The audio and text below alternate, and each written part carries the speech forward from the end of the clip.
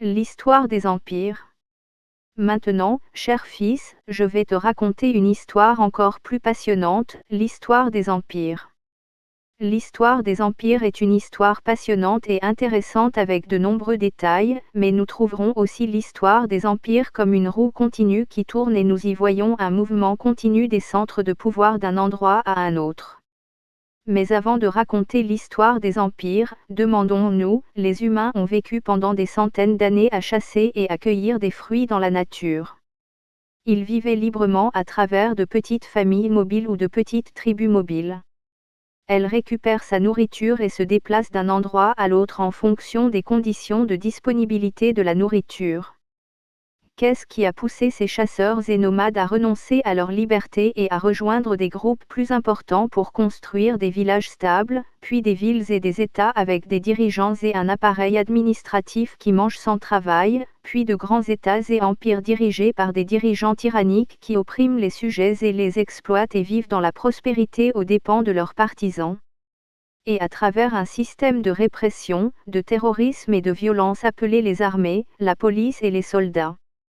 Pourquoi certains humains ont-ils continué à vivre dans des communautés mobiles primitives et nomades jusqu'à aujourd'hui, tandis que d'autres se sont installés et ont construit un système civilisationnel, des États et des empires? Il existe de nombreuses tentatives pour expliquer ce qui a commencé à se produire il y a environ 12 000 ans et a progressivement évolué jusqu'à ce que nous en soyons là où nous sommes aujourd'hui.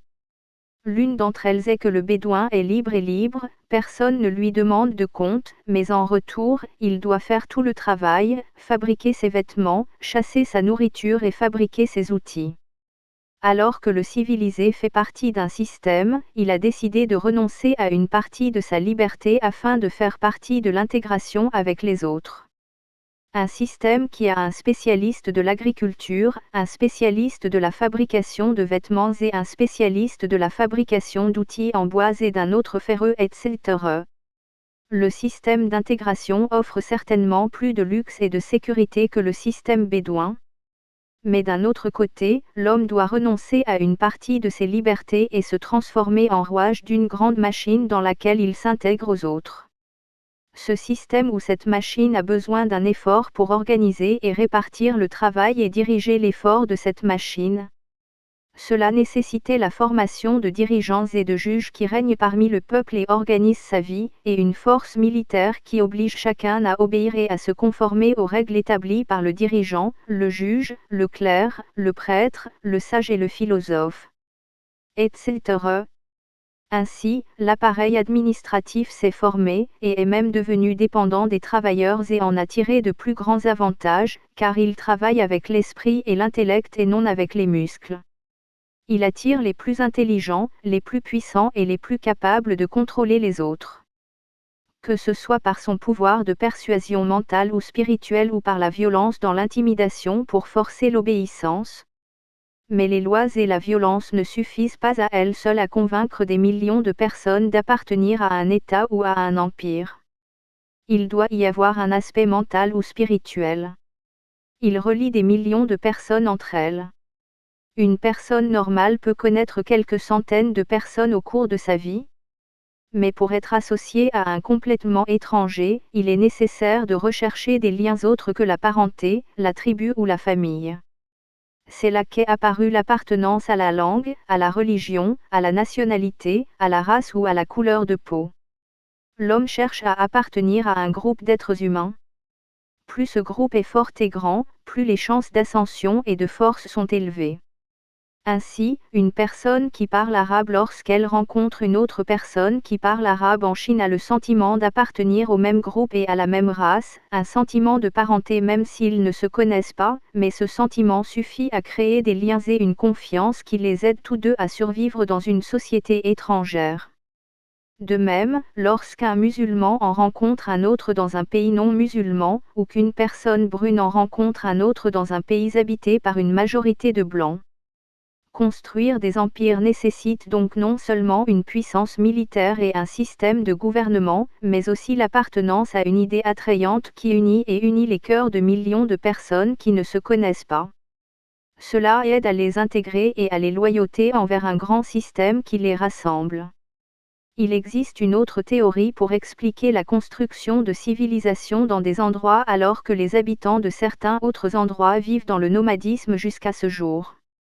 Peut-être que la motivation qui pousse certains à recourir à la coopération et à s'urbaniser est le manque de ressources et la nécessité de coopérer avec d'autres. Qu'il s'agisse d'un manque temporaire de crues ou de sécheresse, ou des défis difficiles tels que la construction de barrages et la régulation de l'eau, qui nécessitent la coopération d'un grand nombre de personnes. Alors que dans d'autres endroits et dans certaines forêts, les ressources restaient disponibles tout le temps par rapport à la population, ce qui les rendait inutiles de coopération et de développement et continuaient dans un état nomade. Selon toutes les recherches, il n'y a pas de différence d'intelligence moyenne entre un peuple et un autre, ni d'une race à l'autre. L'intelligence moyenne et les capacités mentales et physiques sont égales chez tous les peuples et races du monde, il n'est donc pas scientifiquement possible pour quiconque de dire que les peuples de la vallée du Nil, par exemple, étaient plus intelligents et ont décidé de construire une civilisation avant les peuples d'Afrique centrale. Mais la géographie et les circonstances sont différentes et c'est ce qui a poussé chaque peuple à prendre la réponse appropriée aux défis auxquels il est confronté.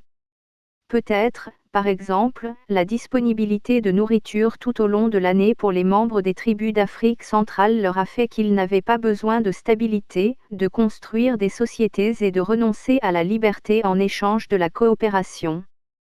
Dans le bassin du Nil et le bassin mésopotamien, la nourriture était parfois disponible et diminuait parfois en fonction des inondations et du climat, ce qui rendait nécessaire la coopération, construisant des barrages et distribuant les rôles pour surmonter ensemble les périodes de bien-être et les moments difficiles en coopération.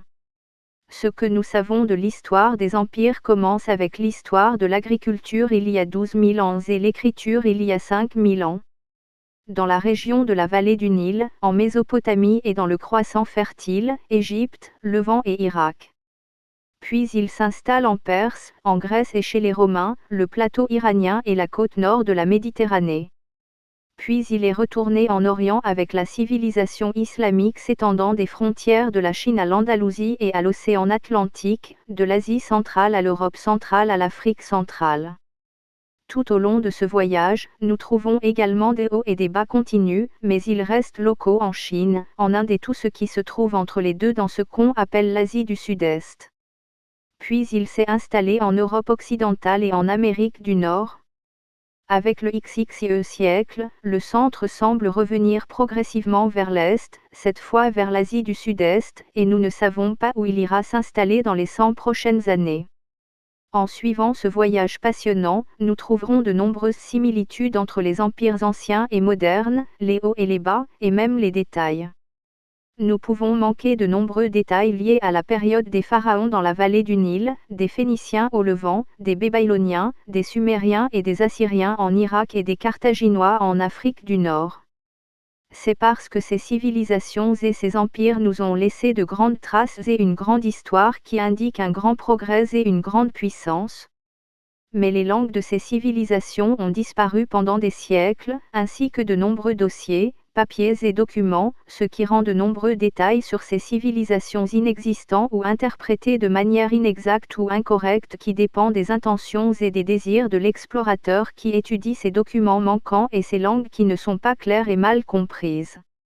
Mais en ce qui concerne la civilisation romaine et grecque, puis la civilisation islamique et chinoise et la civilisation occidentale moderne, nous trouvons de nombreux détails qui sont encore clairs grâce au fait que les langues de ces civilisations sont encore comprises aujourd'hui, l'arabe, le latin, le turc, le persan, le chinois, l'anglais et le français.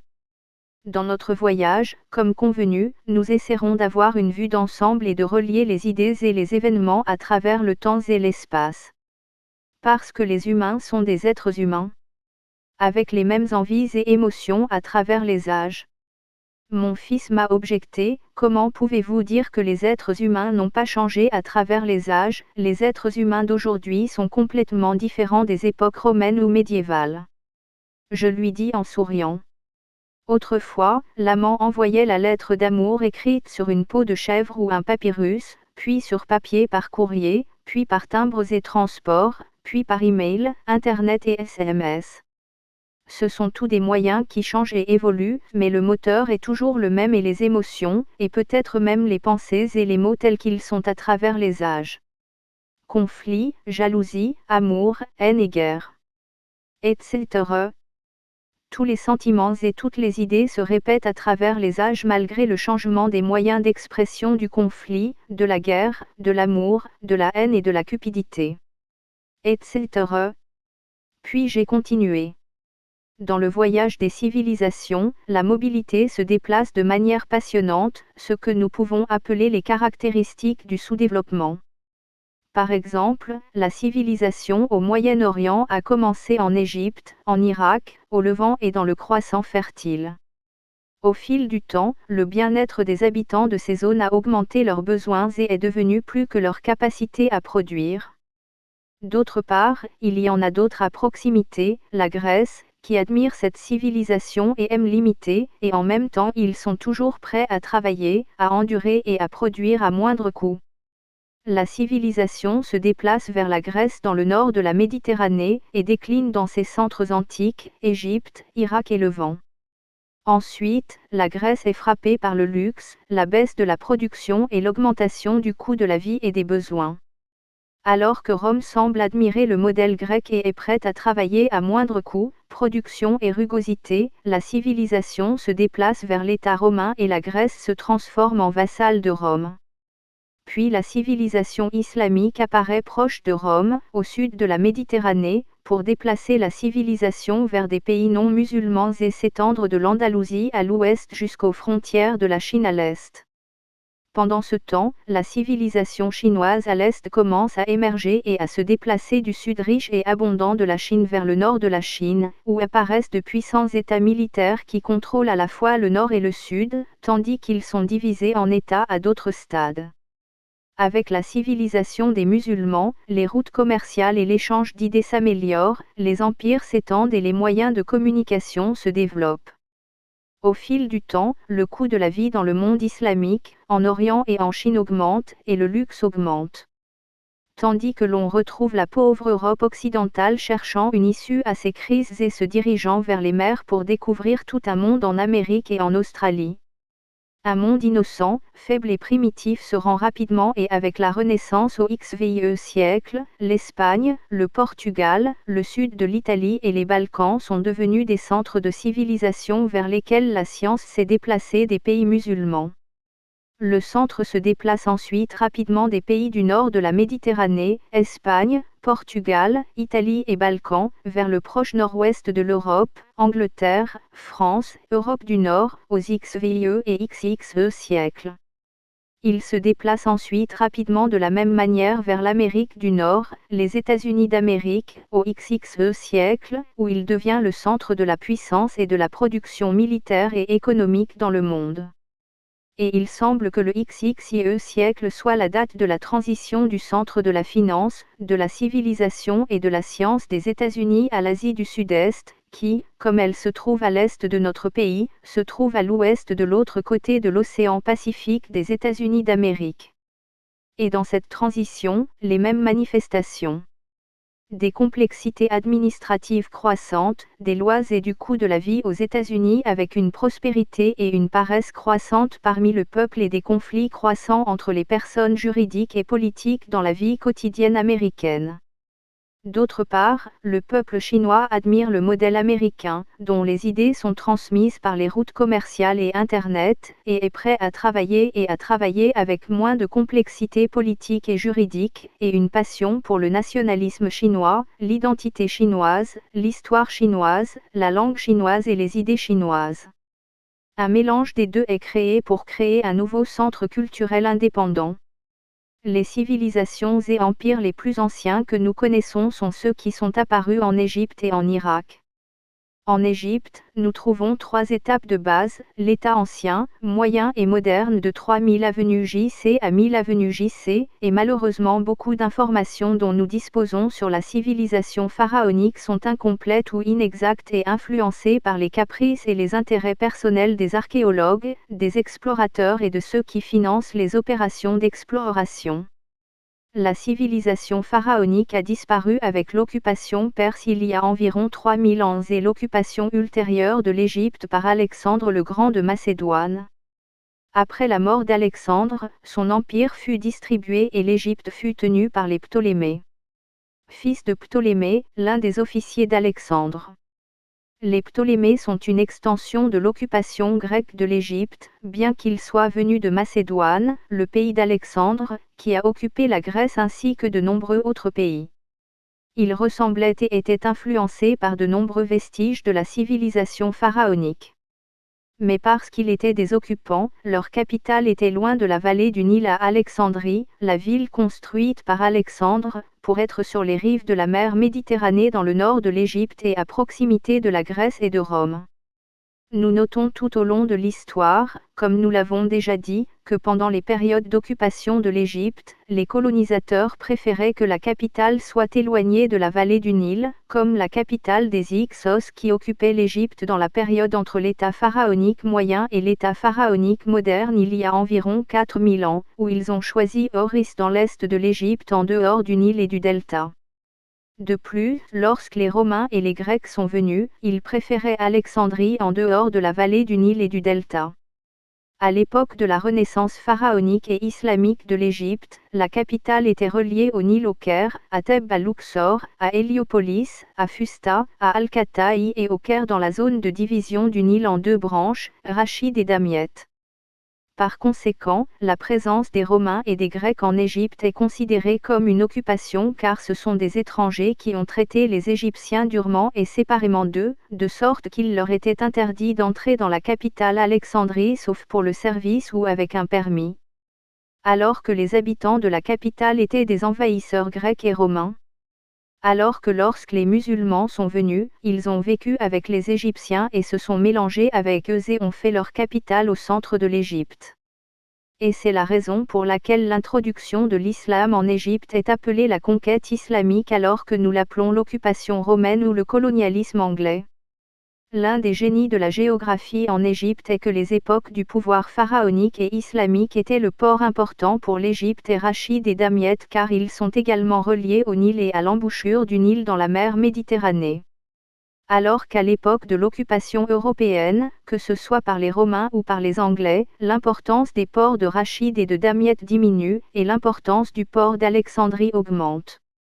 Par conséquent, nous constatons aujourd'hui aux XXe et XXIe siècles que le port le plus important d'Égypte est Alexandrie parce que l'Égypte aujourd'hui, comme de nombreux pays arabes et le monde islamique, vit encore les conséquences de l'occupation et de l'arriération depuis l'occupation anglaise et française au XXe siècle et à la fin du XXe siècle. Qu'il s'agisse d'une occupation directe par des soldats ou indirectement par un contrôle politique et des traités. Alors que l'Égypte était sous occupation romaine et a été transformée d'occupation par les Ptolémées en une province romaine par Jules César et après la défaite de Cléopâtre par la flotte d'Octave, Auguste, l'empereur qui a succédé à Jules César à Rome. Nous trouvons également la région de l'Irak et du Levant se transformant en province appartenant aux Romains ou aux Perses, les deux pays les plus puissants du 1er siècle après JC après que l'Irak et le Levant aient été le centre des civilisations. La civilisation phénicienne, qui a commencé au Levant, est considérée comme la civilisation qui a répandu les colonies le long des côtes de la Méditerranée, y compris la civilisation phénicienne, qui s'est transformée en Carthage en Afrique du Nord et en Tunisie actuelle, et Hannibal est apparu, qui a combattu Rome et l'a presque éliminée. Les Phéniciens ont également établi de nombreux centres culturels en Espagne, en Grèce et en Italie, et certains pensent que le début de la civilisation grecque et romaine est l'un des centres fondés par les immigrants phéniciens sur les côtes de la mer Méditerranée et des îles méditerranéennes. Les immigrants sont tous originaires du Levant et portent avec eux les idées des civilisations des pharaons, de Babylone, de l'Assyrie et des Sumériens. On attribue à ces Phéniciens la diffusion de la manière d'écrire avec des lettres et des symboles, et non des dessins. Ce changement de paradigme a rendu l'apprentissage de l'écriture et l'échange d'informations beaucoup plus facile. Où l'écriture est devenue un ensemble de symboles exprimant des sons. Ainsi, la combinaison des sons fait un mot, et donc n'importe quel mot peut être écrit en regroupant les sons qui composent le mot et en l'arrangeant par des symboles écrits qui expriment ces sons. Cette méthode est considérée comme l'une des créations des Sumériens en Mésopotamie. Ce qui a transféré l'écriture et l'échange d'idées entre les humains d'images et de symboles complexes où chaque mot a une image ou un symbole, comme l'écriture pharaonique et chinoise, à l'écriture avec des lettres et des symboles associés à des sons, comme nous le voyons à l'ère moderne. Tout au long de l'histoire, il y a eu de nombreuses migrations vers l'Égypte et les pays d'Irak et du Levant, car elle est restée un pays riche même sous l'occupation romaine, elle est restée un centre de production, de commerce et d'agriculture, et Alexandrie est restée pendant longtemps un centre de civilisation grecque et romaine et un centre de sciences et de scientifiques lié à la bibliothèque d'Alexandrie. Sous le règne de Jules César, la bibliothèque d'Alexandrie a été brûlée lors de l'invasion de l'Égypte par l'armée romaine et de nombreux livres ont été brûlés avec lui. Mais la destruction fondamentale de la bibliothèque d'Alexandrie s'est produite avec l'introduction du christianisme en Égypte au IVe siècle après J.C., où les nouveaux chrétiens considéraient tout ce qui concernait les civilisations anciennes comme une hérésie et un blasphème, même les sciences matérielles, les mathématiques, l'astronomie et les philosophies, etc.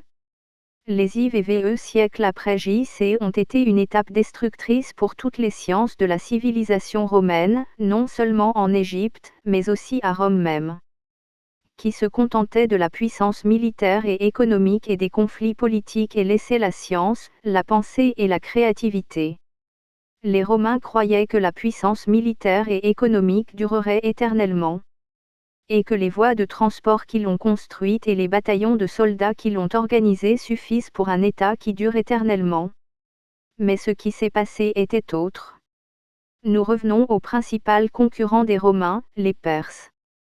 Il y a environ 2500 ans, au IVe siècle avenue J.C., le centre du monde civilisé a changé et à l'est est devenu l'Empire perse, avec son centre sur le plateau iranien, s'étendant à l'est jusqu'aux frontières de la Chine, et à l'ouest, luttant contre la Grèce puis les Romains. À l'ouest, la Grèce se composait de nombreuses villes et colonies dispersées dans la région de la Grèce, des îles méditerranéennes et du sud de l'Italie, s'étendant jusqu'à la péninsule ibérique, aujourd'hui l'Espagne et le Portugal. Là, mon fils m'a arrêté et m'a dit, avant que vous ne me donniez plus de détails sur les Perses, pourquoi la civilisation occidentale moderne parle-t-elle tant de la civilisation des Grecs et des Romains? Je lui dis. La Grèce est d'un grand intérêt aujourd'hui parce que la civilisation européenne moderne considère la Grèce et les philosophes et scientifiques grecs comme les atouts historiques auxquels la civilisation européenne moderne est associée. Mais nous devons nous rappeler qu'une grande partie des sciences dites grecques sont transférées ou volées, de la civilisation pharaonique à Alexandrie et à la bibliothèque d'Alexandrie et à la connaissance des Babyloniens et des Sumériens en passant par les Phéniciens du Levant. Même de nombreuses réalisations civilisationnelles de la Grèce sont exagérées pour les relier à la civilisation européenne moderne qui essaie toujours de s'associer à la Grèce antique. Bien que la Grèce antique de la Méditerranée orientale ait été plus liée à l'Orient, au Levant et à l'Égypte qu'à l'Europe occidentale, dans laquelle vivaient de simples groupes de tribus barbares qui n'étaient associés à aucune civilisation avant le XVe siècle après J.C. La vérité est que la civilisation de la soi-disant civilisation de la Grèce et des Romains sont des civilisations orientales liées à la Méditerranée orientale. Même les centres culturels et riches de l'Empire romain se trouvaient principalement en Méditerranée orientale et n'avaient rien à voir avec l'Europe occidentale et les tribus barbares germaniques, les Gaulois, les Celtes et les Vikings dans ce qui est aujourd'hui la France, l'Angleterre et la Scandinavie. Politiquement, la Grèce a toujours été des villes dispersées et ne s'est pas unie pour construire un État.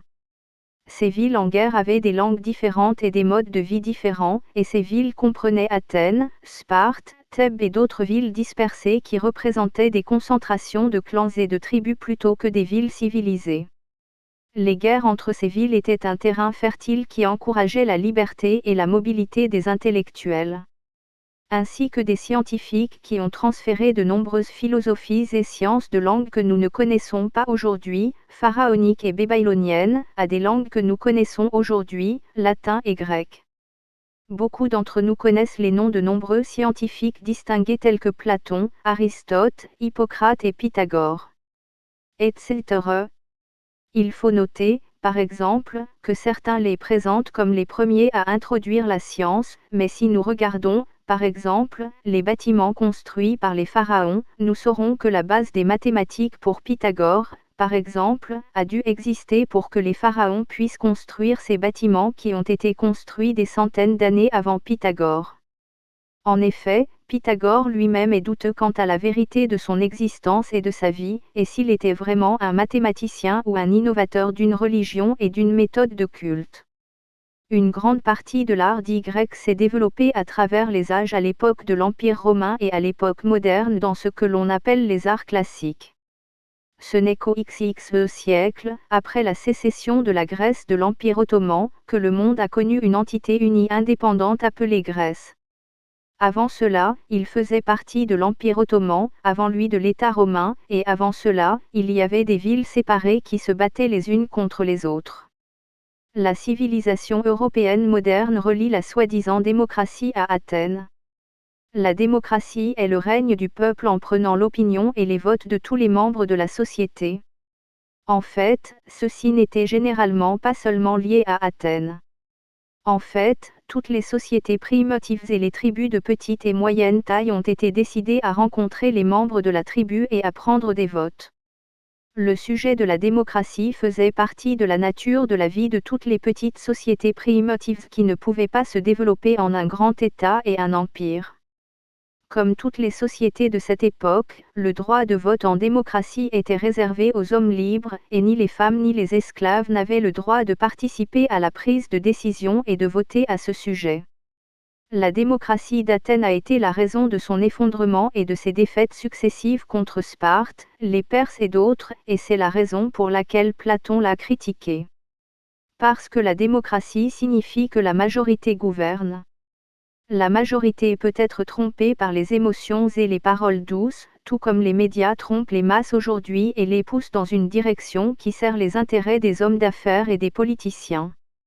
Parce que la plupart des gens sont d'intelligence moyenne et faible et que leur nombre est beaucoup plus grand que les scientifiques et les experts, la démocratie est considérée par Platon comme le règne de la foule, ce qu'il appelle aujourd'hui populisme. Parce qu'elle conduit à des décisions à courte vue qui satisfont le public et répondent aux aspirations des grimpeurs qui maîtrisent la tromperie des masses avec des promesses, des paroles douces et des victoires à court terme. La démocratie est restée une méthode de gouvernement non respectée associée à la démagogie jusqu'après la Première Guerre mondiale. Mon fils m'a objecté, la démocratie et les libertés ne sont-elles pas le secret de la renaissance de l'Europe moderne? J'ai dit, ce n'est pas vrai. Avant la Première Guerre mondiale, seules la France et la Suisse avaient une démocratie en Europe, ainsi que les États-Unis. Après la victoire des États-Unis dans la Première Guerre mondiale, la démocratie a commencé à se répandre en Europe et le renversement des rois et des empereurs. Bien que la plupart des réalisations de la civilisation occidentale du XVe au XIXe siècle aient été sous le règne de rois et d'empereurs tels que les empereurs d'Allemagne, d'Autriche, de Russie, etc. Après la Seconde Guerre mondiale, la démocratie est devenue une religion officielle qui doit être imposée au monde entier, et des pays sont envahis et des peuples sont tués sous le slogan de la propagation de la démocratie. Comme l'invasion de l'Irak et de l'Afghanistan par les États-Unis au premier XXe siècle.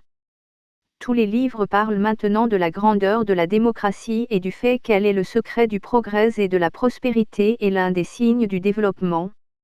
Il est devenu acceptable et logique selon les lois du monde établies par les États-Unis, que les peuples soient bombardés, punis et affamés sous le slogan de la défense de la religion de la démocratie. Et maintenant, il y a des prêtres et des institutions pour le défendre et fournir des explications aux masses sur ce qui doit être fait et ne doit pas être fait. Il m'a demandé avec défi, quelle est, selon vous, la méthode de jugement modèle? Je lui ai dit. Et puisque nous avons parlé de démocratie, nous pouvons parler d'autres formes de gouvernement. L'oligarchie est le règne d'un petit groupe qui contrôle les rênes des affaires, et c'est la réalité des choses à la plupart des époques, qu'une minorité contrôle l'argent et les médias, ou qu'elle ait des connexions interconnectées à travers lesquelles les intérêts sont atteints par la pression, ou une minorité qui contrôle la cour du roi ou le parlement, etc. Parmi eux se trouve l'aristocratie, qui est le règne de l'élite privilégiée. Qu'il s'agisse d'une distinction scientifique, financière, morale ou religieuse par rapport aux sages, cette méthode peut être bonne si elle reste disciplinée, mais elle se transforme généralement progressivement en une oligarchie et le contrôle d'un petit groupe d'acteurs.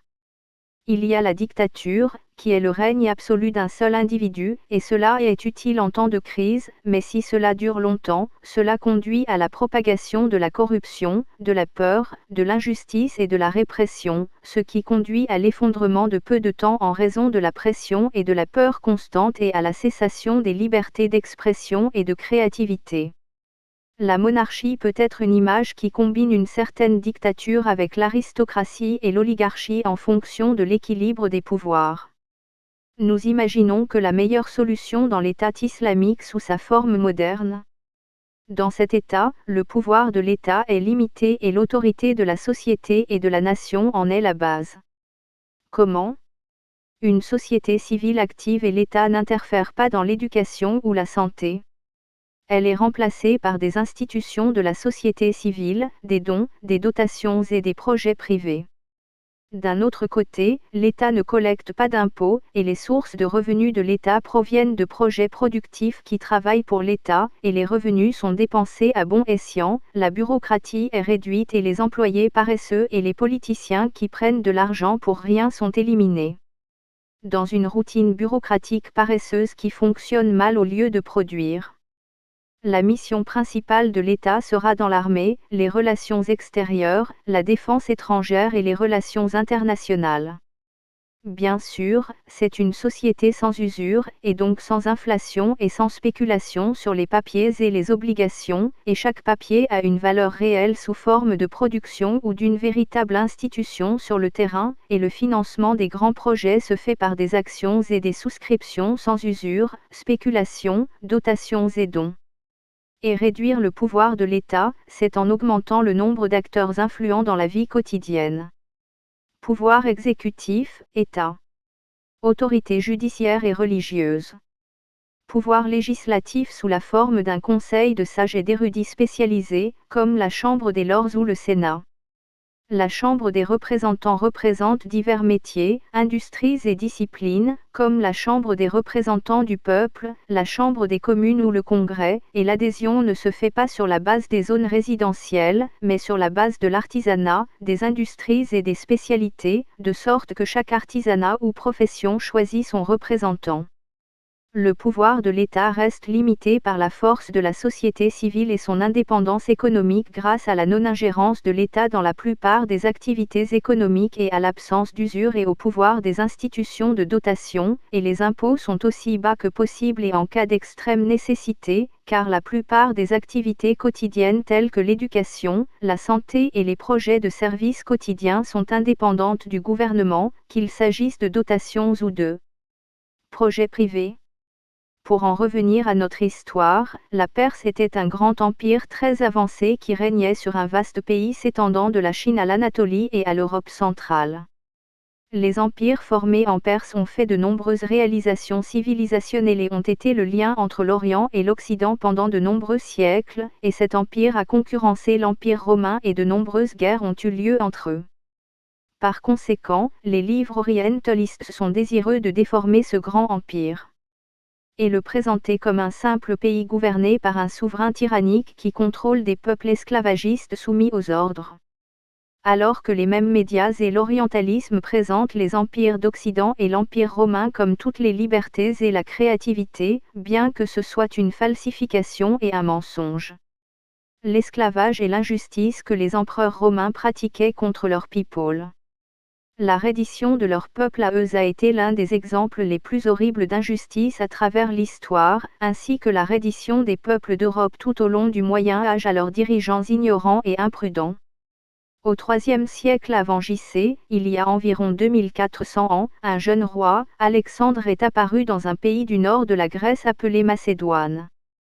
Et son armée a balayé la Grèce, puis a terminé le voyage et a envahi la Perse, l'Égypte, le Levant et l'Irak et a terminé la route vers l'Afghanistan, puis est revenu mourir en Irak et après sa mort, comme nous l'avons dit, son royaume a été divisé sur ses chefs militaires et puis est apparu l'Empire perse et les Romains. L'essor de Rome et de l'Empire romain a commencé comme une extension civilisée de la culture de la Grèce. Rome au IIIe siècle avant JC, il y a environ 2300 ans, le monde a commencé à entendre parler de Rome.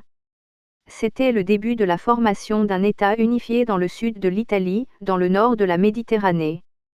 Pendant ce temps, l'autre colonie rivale était Carthage dans le sud de la Méditerranée, dans l'actuelle Tunisie.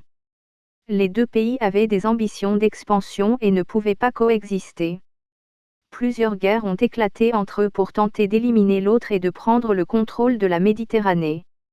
Parmi les affrontements célèbres, il y a eu l'invasion de Rome par le commandant carthaginois Hannibal qui était sur le point de détruire complètement Rome et d'anéantir les graines de l'Empire romain.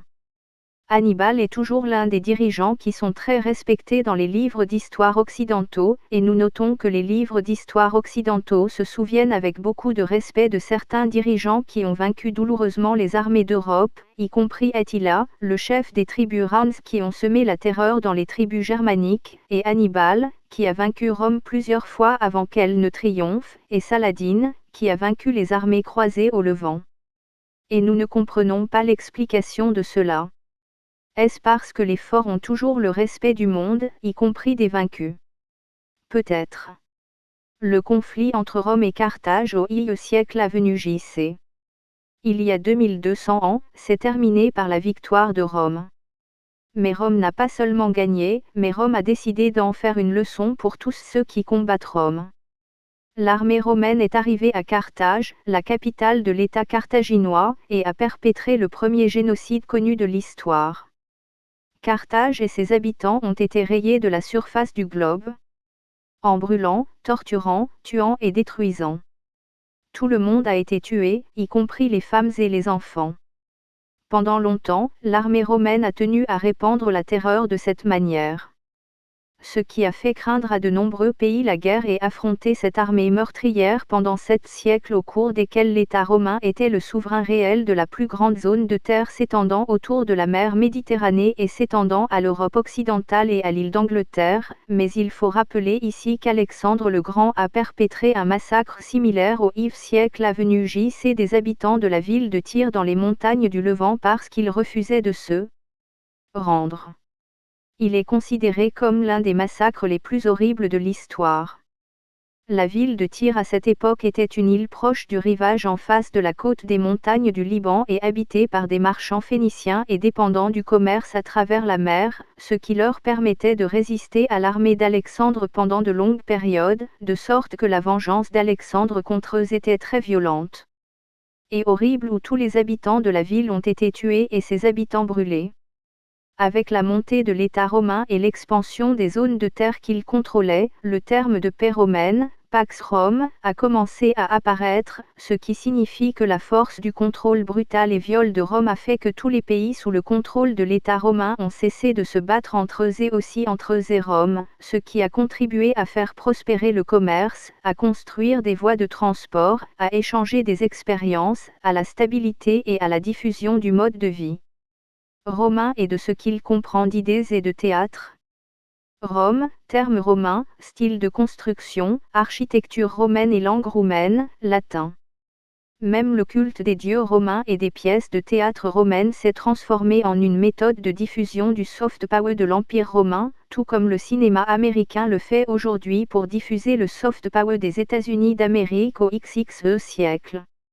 Le système de gouvernement de l'Empire romain était républicain et reposait sur l'autorité du Sénat, sénateur, et afin d'éviter la dictature de Rome, le gouvernement était entre les mains de 2 personnes et sous le contrôle de la Chambre des représentants.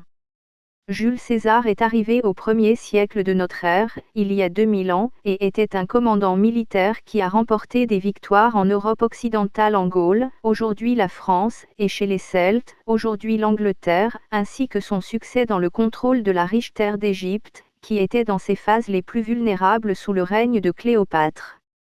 César a obtenu le mandat temporaire d'être dictateur et a contrôlé le Sénat avec peur et force, et certaines personnes zélées basées sur les principes de la République et la peur de la dictature et de l'injustice dont Rome se méfiait depuis plusieurs siècles, alors ces zélés ont assassiné Jules César dans une tentative de sauver la République romaine et d'empêcher la dictature.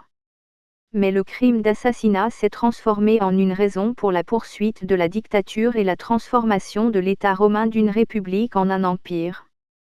L'un de ces zélés de la République était le fils adoptif de Jules César, Brutus, et participa au meurtre de Jules César.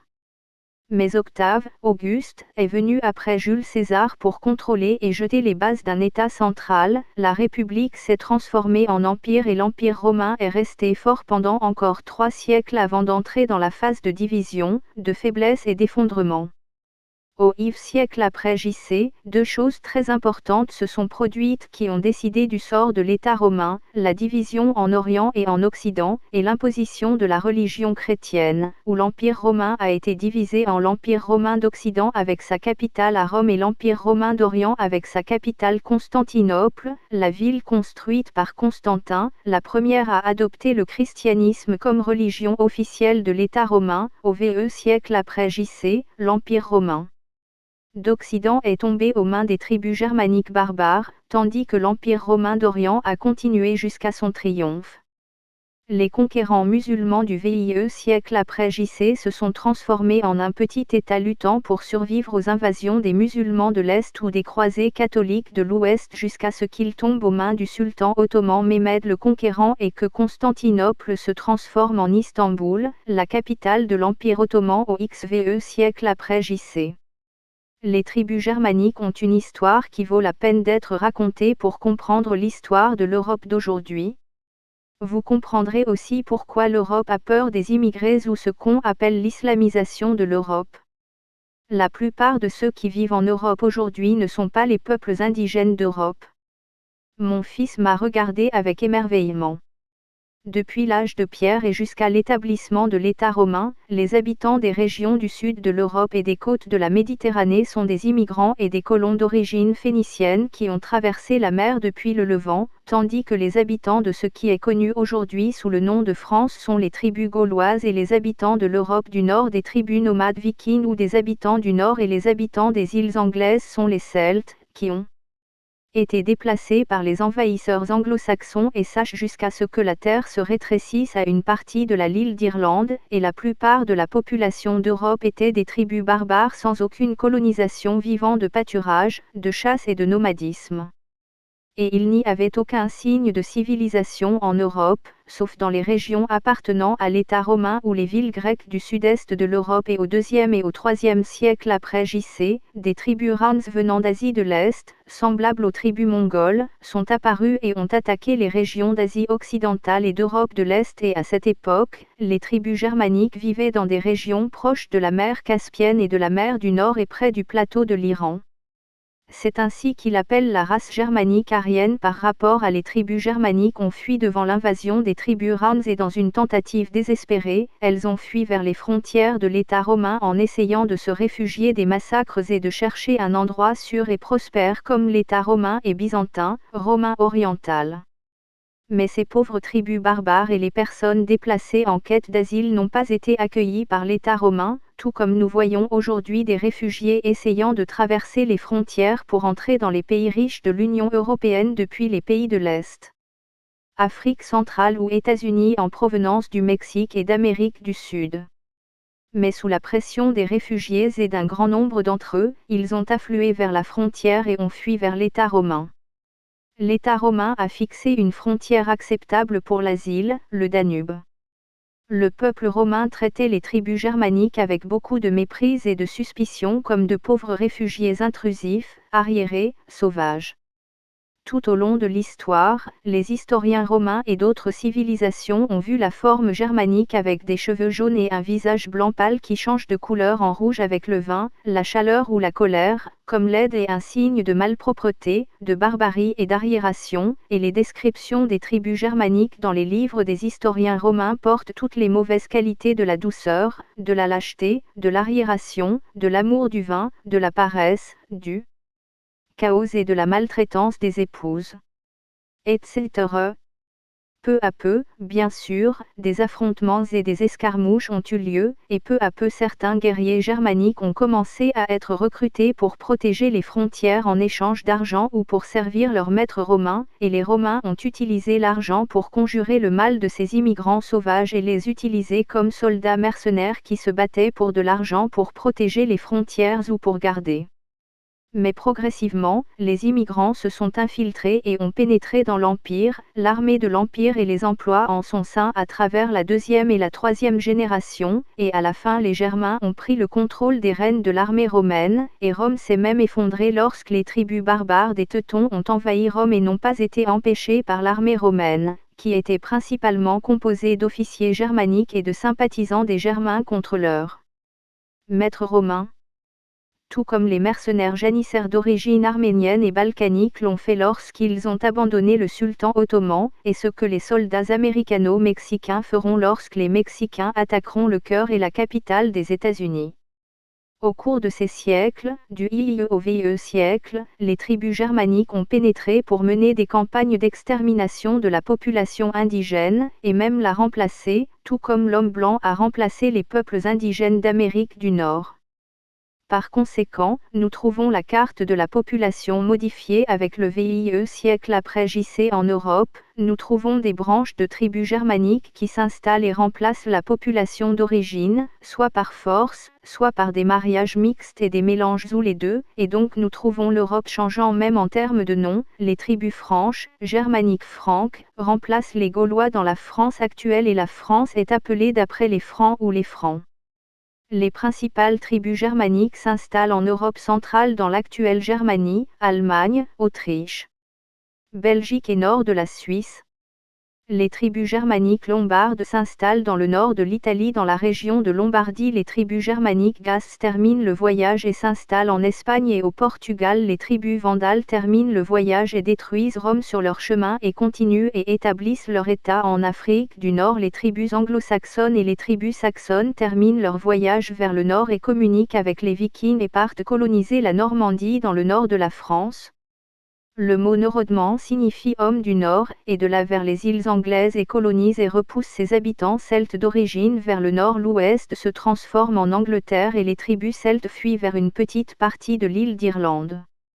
Alors que la branche des tribus slaves continue en Europe de l'Est, qui est la branche d'où provient la race slave, Russie et Pologne, et que les Romains les prenaient comme esclaves, donc le mot esclave en anglais se prononce esclave de la race slave. Alors j'ai ri et j'ai dit à mon fils, cela nous fait bien sûr comprendre pourquoi l'Europe a peur de quelques milliers d'immigrants arabes et musulmans parmi des centaines de millions d'Européens aujourd'hui. Parce qu'ils savent que c'est le début du déluge et tout comme les ancêtres de ces immigrants ont remplacé les peuples indigènes d'Europe ou d'Amérique, un jour les musulmans et les arabes remplaceront les habitants actuels de l'Europe et de l'Amérique. En effet, de nombreux appels au contrôle des naissances pour les peuples africains et asiatiques s'accompagnent d'appels à l'eugénisme pour les Européens et la race blanche. Et tout cela de peur de fondre et de répéter ce qui est arrivé aux habitants de l'Europe au VIe siècle après JC et aux habitants de l'Amérique du Nord au XVIe siècle après JC. Mon fils Harry. Puis j'ai continué mon discours. Quant aux tribus Rans, elles ont arrêté leur conquête et ont fondu et ont pris fin, tout comme le phénomène des invasions mongoles est apparu et s'est terminé brusquement au XIe siècle après JC après avoir changé le cours du monde. Lorsque les tribus germaniques ont pris le contrôle de l'Empire romain d'Occident et que Rome s'est effondrée, la civilisation a complètement cessé dans cette région pendant près de 10 siècles. La science, la créativité et la pensée se sont arrêtées, et il ne restait plus rien dans l'esprit de l'Europe occidentale que le chrétien catholique, et il portait les mêmes caractéristiques des tribus germaniques barbares de conflits violents, de combats, de paresse, d'arriération et d'hostilité à la science. Au XE siècle, un roi germanique, Charlemagne, est apparu et a tenté d'unifier l'Europe par la force. Sous le slogan de répandre le christianisme par la force et de forcer les païens à abandonner leur religion. Il y parvint pendant quelques années, mais l'Europe se désintégra immédiatement après sa mort. La devise de Charlemagne était une religion, un roi. Et le projet d'unifier l'Europe et d'arrêter les guerres entre ces peuples s'est répété à nouveau à l'époque de Napoléon et à l'époque d'Hitler dans les tentatives d'unification de l'Europe, et à chaque fois il s'est soldé par un échec, et la dernière tentative est l'Union européenne au XXe siècle, qui est une union économique et non militaire, et a contribué à l'établir le contrôle des États-Unis d'Amérique sur l'Europe après la Seconde Guerre mondiale, qui a mis fin aux guerres de l'Europe. Entre pendant 70 ans et a permis une union économique très fragile. Il a commencé à se désintégrer au début du XXe siècle, à commencer par la sécession de l'Angleterre, ainsi que de nombreux mouvements séparatistes qui allaient augmenter avec le déclin économique. La prospérité contribue toujours à la stabilité et à l'unité des peuples. Alors que les problèmes économiques et la pauvreté fournissent un environnement propice aux mouvements séparatistes et à l'émergence de ceux qui rêvent de leadership pour exploiter la colère des minorités et des peuples pour encourager les mouvements séparatistes et faire des promesses qui ne seront pas tenues aux pauvres peuples en colère de prospérité après la séparation du centre ou de l'Union. Ainsi, pendant l'âge des ténèbres européen pendant plus de 10 siècles, du IV siècle après JC au XVIe siècle après JC, la soi-disant identité européenne occidentale a commencé à se former, basée sur 3 piliers, l'ethnicité germanique, l'histoire grecque et romaine, la religion chrétienne.